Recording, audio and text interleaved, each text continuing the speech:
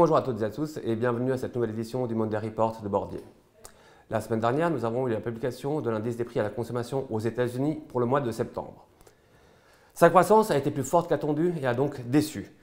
Comme on peut le voir sur le graphique, au final, l'inflation sous-jacente est stable à 3,3% et l'inflation générale ralentit moins qu'espéré à 2,4% en variation annuelle.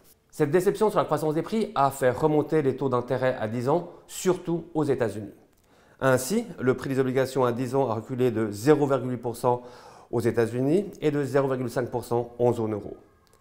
Le dollar américain en a profité et s'est apprécié de 0,4% sur la semaine.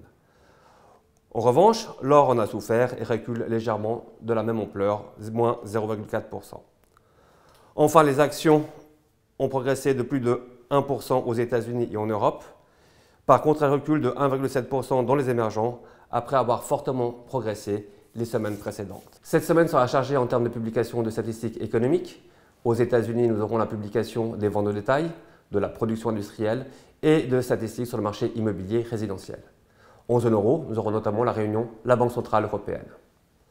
En termes de titres recommandés, la banque JP Morgan a publié ses résultats du troisième trimestre.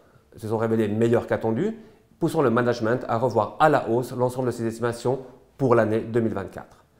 Ces éléments devraient continuer à soutenir le titre dans les semaines à venir. C'est tout pour aujourd'hui, je vous remercie de votre attention et vous dis à la semaine prochaine.